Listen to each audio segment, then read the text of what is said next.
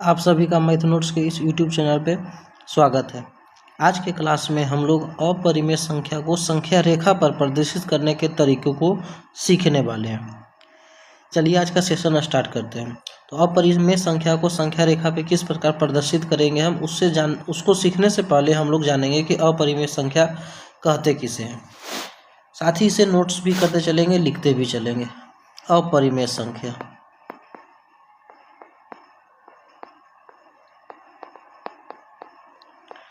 अपरिमेय संख्या, इसका परिभाषा क्या है? वैसी संख्या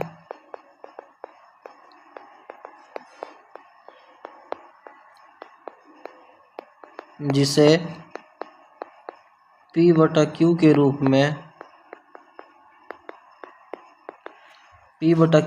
में नहीं लिखा जा सके।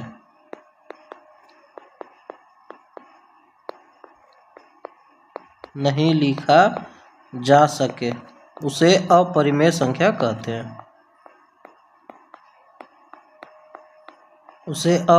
संख्या कहते हैं। ठीक है, यानी वैसी संख्या जिसे P/Q के रूप में हम लोग नहीं लिख सकते, वैसी संख्या को अपरिमेय संख्या कहते हैं। जैसे अपरिमेय संख्या क्या होगा? तो जैसे √2, √3, पाई कैसी संख्या है? एक अपरिमेय संख्या।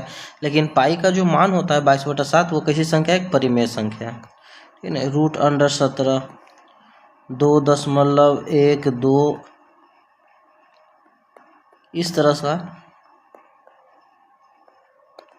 इस प्रकार का संख्या है जो अपरिमेय संख्या है आपका। ठीक है ना। रूट के अंदर में वैसी संख्या अपरिमेय संख्या होती है जिसका पूर्ण वर्ग है जो प्राप्त नहीं होता। ठीक है ना। पूर्ण वर्ग जिसका नहीं होता है वैसी संख्याएं रूट के अंदर में यदि रहेगी तो अपरिमेय संख्या होगी। जैसे यदि √16 का बात करेंगे तो √16 को हम लोग इसको वर्ग के रूप में लिख सकते हैं। ये 4 का ये वर्ग है तो यहाँ से निकल के आ जाएगा ये 4। तो √16 कैसी संख्या है? एक परिमेय संख्या है। लेकिन यदि √15 का हम बात करें तो इसको हम लोग एक वर्ग के रूप में नहीं लिख सकते, तो इसलिए यह कैसी संख्या हो जाएगी? अपरिमेय संख्या ये हो जाएगी। पाई का बात करते हैं, पाई कैसी संख्या है? तो पाई अपरिमेय संख्या। लेकिन पाई का जो मान होता है 22/7, वो कैसी संख्या है? तो यह एक परिमेय संख्या है। इसके अलावा यदि कोई संख्या इस प्रकार से लिखा हुआ है 3.12, 112, 112, 412, इस तरह से यदि बढ़ता हुआ जाएगा तो यह भी अपरिमेय संख्या की श्रेणी में ये आता है। अब हम लोग जानेंगे कि अपरिमेय संख्या को किस प्रकार संख्या रेखा पे प्रदर्शित करते हैं। ठीक है, तो यदि हम क्वेश्चन दें फर्स्ट में कि √2 को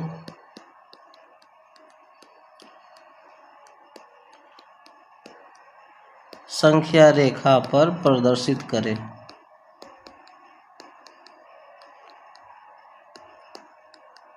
ठीक है, √2 को संख्या रेखा पे प्रदर्शित करें। √2 को संख्या रेखा पे प्रदर्शित करने के लिए सबसे पहला काम हम लोग करेंगे, एक रेखाखंड खींचेंगे, एक सरल रेखा खींचेंगे। ठीक है, तो यहाँ पे एक सरल रेखा की रचना करते हैं हम लोग,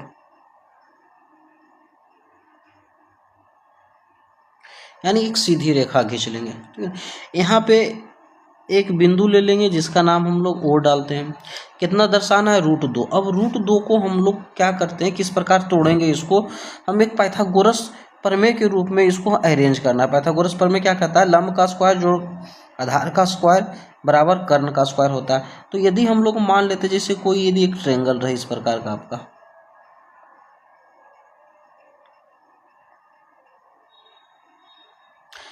यदि उसका आधार 1 हो, ठीक है, और लंब 1 हो, तो कर्ण क्या हो जाएगा? तो लंब का स्क्वायर यानी 1 का स्क्वायर प्लस आधार का स्क्वायर का √अंडर।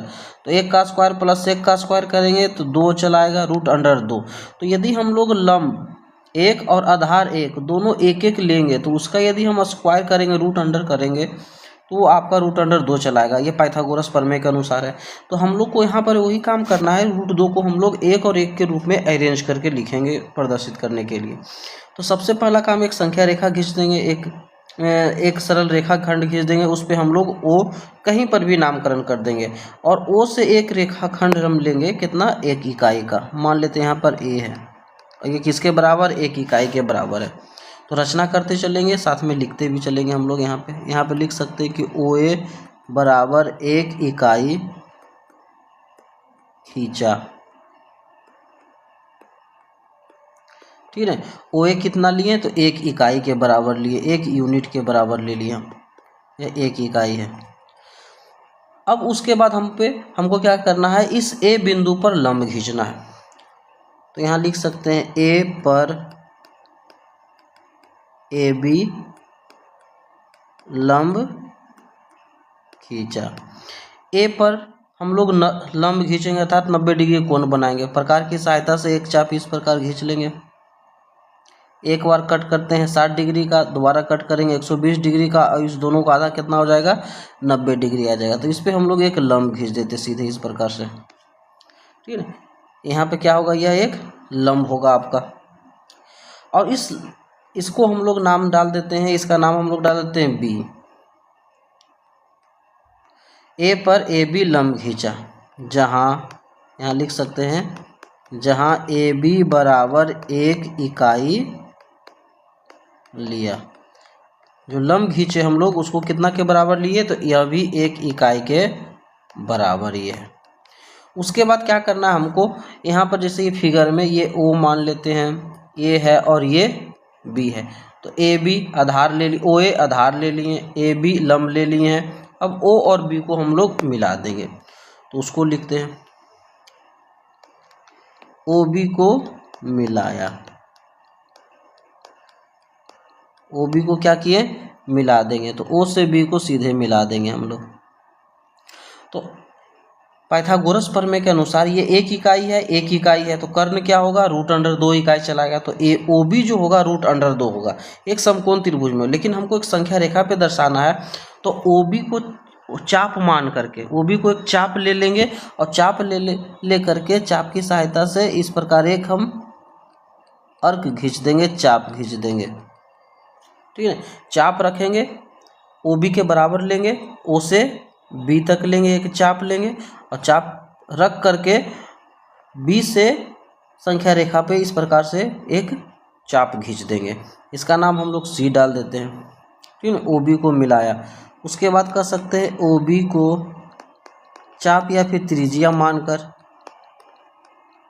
मानकर एक चाप खींचा जो सी पर मिलती है, जो सी पर मिलती है। अर्थात ओ बी और ओ सी आपस में क्या होगा, बराबर होगा, ठीक है। क्योंकि ओ सेंटर है और बी ओ बी क्या त्रिज्या है। तो किसी भी वृत्त में कोई भी वृत्त यदि है, ठीक है, तो उसमें यदि सेंटर है तो सेंटर से जितना भी हम लोग त्रिज्या खंड खींच ले, त्रिज्या खींच दे, वह सभी क्या होगा, आपस में बराबर होगा। यदि यह √2 है तो ये भी कितना होगा, √2 होगा। तो ओ सी जो होगा किसके बराबर होगा, √2 के बराबर होगा। यहाँ पे जो जाएगा वह √2 होगा। ओ सी बराबर √2 इकाई को प्रदर्शित करता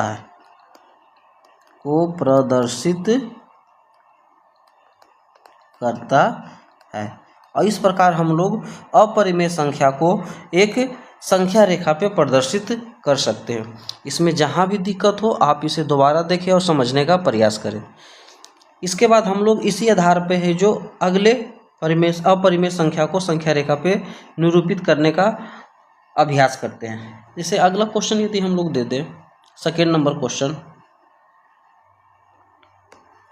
कहें कि √5 को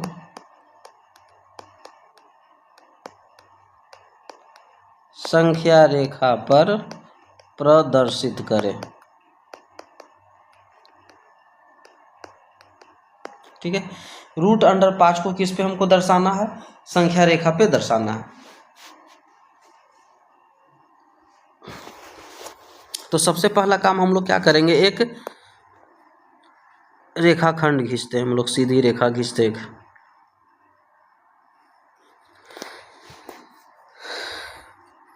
जहाँ पे एक हम नाम डाल देते हैं, ये बिंदु का नाम क्या डाल देते हैं, ओ डाल देते हैं। अब रूट 5 है, तो रूट 5 को किस प्रकार हम लोग दर्शा सकते हैं, एक जैसे ये त्रिभुज है, ठीक है। तो रूट 5 यदि दर्शाना है तो यदि हम इसको हम लोग 2 मान ले, ठीक है, इसको यदि 1 मान ले तो कर्ण क्या होगा, तो आधार का स्क्वायर प्लस लंब का स्क्वायर का रूट अंडर, तो 2 का स्क्वायर 4 प्लस 1 का रूट अंडर, यानी कितना चलाएगा ये रूट अंडर 5। जैसे यहाँ पे रूट अंडर 2 का स्क्वायर प्लस रूट अंडर 1 का स्क्वायर, तो 4 प्लस 1 का रूट अंडर किसके बराबर आ जाएगा, तो रूट अंडर 5 के बराबर। तो हम लोग 5 को 2 का स्क्वायर प्लस 1 के स्क्वायर के रूप में तोड़ देंगे। अर्थात कहने का मतलब यदि हम लोग आधार को 2 इकाई दर्शा दें तो यहाँ पे लिख सकते हैं हम लोग, यहाँ पे नाम डाल देते हैं ओ ए, और रचना में यहाँ पे लिखेंगे कि ओ ए बराबर 2 इकाई खींचा, ठीक है। ओ ए जो है कितना के बराबर है, तो 2 इकाई के बराबर है।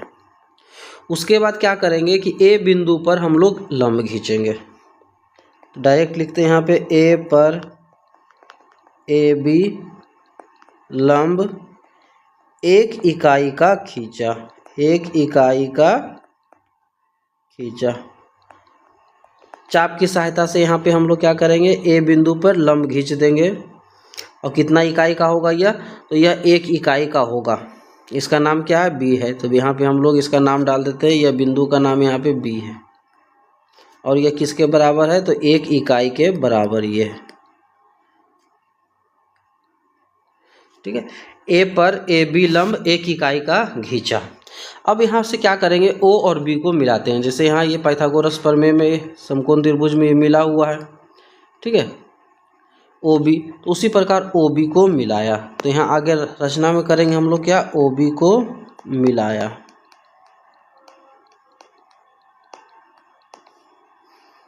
तो ओ से बी को मिला देंगे हम लोग। तो जो ओ बी होगा, ओ बी का मान किसके बराबर होगा, तो रूट अंडर 5 के बराबर होगा, क्योंकि पाइथागोरस प्रमेय के अनुसार 2 का स्क्वायर प्लस 1 का square root under 5, O B 5 root under 5 इकाई के बराबर होगा। अब ओ बी को त्रिज्या मान करके हम लोग एक चाप खींचते हैं, तो यहाँ लिख देते हैं ओ बी को त्रिज्या मानकर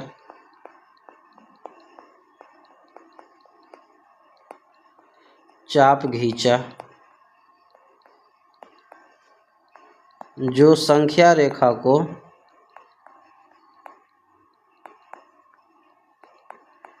सी पर मिलती है। चाप को ओ पर रख करके, ठीक है, यहाँ से क्या कर देंगे, एक चाप खींच देंगे इस प्रकार से डॉट डॉट करते हुए प्रकाल की सहायता से, और ये संख्या रेखा को कहाँ मिल रहा है, तो सी पर मिल रहा है। तो सी पर जो मिल रहा है तो ये ओ बी और ओ सी आपस में बराबर होगा, क्योंकि एक वृत्त का त्रिज्या ये दोनों है आपस में, और किसी भी वृत्त का त्रिज्या समान होता है, तो हम लोग कह सकते हैं कि ओ सी जो है रिप्रेजेंट करेगा किसको, तो रूट अंडर 5 को। यह जो बिंदु होगा यहाँ पे, यह रूट अंडर 5 को प्रदर्शित करेगा। तो यहाँ लिख सकते हैं नीचे में ओ सी बराबर रूट अंडर 5 को प्रदर्शित करता है, प्रदर्शित करता है। तो इस प्रकार हम लोग रूट अंडर 5 को संख्या रेखा पे दर्शा सकते हैं।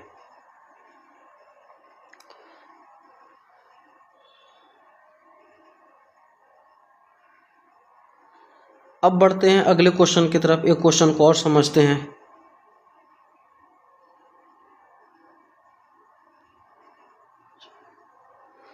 जैसे अगला क्वेश्चन यदि हम लोग मान लेते हैं, 3rd नंबर क्वेश्चन लिखते हैं यहाँ पे कि रूट अंडर 13 को संख्या रेखा पर प्रदर्शित करें, को संख्या रेखा पर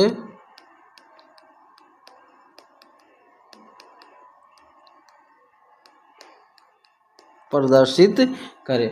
यदि रूट अंडर 13 को हमको संख्या रेखा पे दर्शाना है तो उसको किस प्रकार हम लोग दर्शाएंगे। तो सबसे पहला काम हम लोग क्या करेंगे कि एक सरल रेखा खींचते हैं,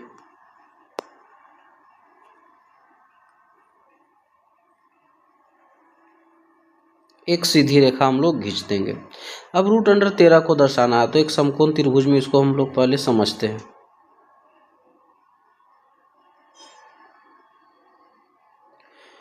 रूट अंडर 13, तो रूट अंडर 13 का मतलब हो गया जैसे यदि हम लोग कह दें कि इसको 3 इकाई ले लें और इसको 2 इकाई ले लें तो कर्ण क्या हो जाएगा, तो 3 का स्क्वायर प्लस 2 का स्क्वायर का रूट अंडर, तो 3 का स्क्वायर क्या हो जाएगा, तो 3 का स्क्वायर यहाँ पे आपका 9 और 2 का स्क्वायर 4, अर्थात 9 और 4 रूट अंडर 13 आपको मिल जाएगा। तो इसको ओ मान लेते हैं, ये ए हो जाएगा और ये क्या हो जाएगी, बी हो जाएगा। ठीक है, तो सबसे पहला काम हम लोग यहाँ पे क्या करेंगे, इसको ओ दर्शा देते हैं और नीचे जो है ओ ए आधार जो है वो कितना ले लेते हैं, 3 इकाई ले लेते हैं। तो यहाँ पे हम लोग दर्शा देते हैं यहाँ पे, और इसको यहाँ पे लिखेंगे कि ओ ए बराबर 3 इकाई खींचा। ये किसके बराबर है, तो 3 इकाई के बराबर है ओ ए। उसके बाद एस पर क्या करेंगे, लंब खींचेंगे जो 2 इकाई का होगा। तो ए पर ए बी लंब 2 इकाई का खींचा। ए पे लंब खींचेंगे कितना, तो 2 इकाई का यहाँ पे हम लोग लंब खींच देंगे सीधे।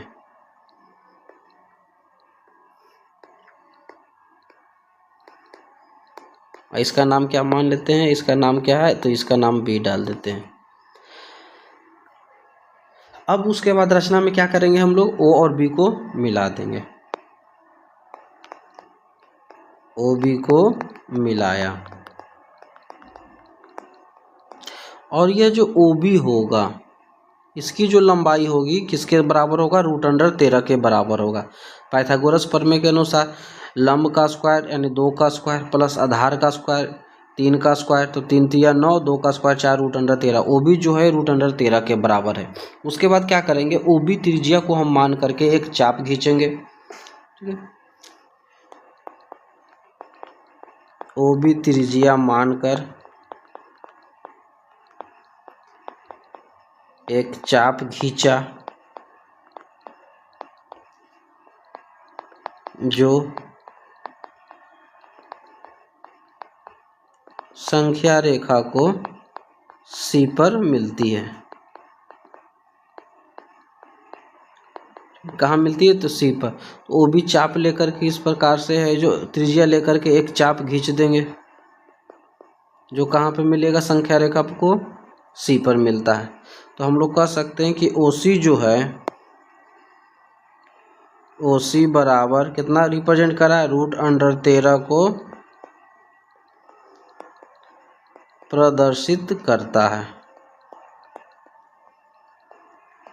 तो इस प्रकार हम लोग अपरिमेय संख्या को संख्या रेखा पे दर्शा सकते हैं। इन सभी प्रश्नों को समझने में जहाँ भी दिक्कत हो वीडियो को दोबारा देखें और उसे समझने का प्रयास करें।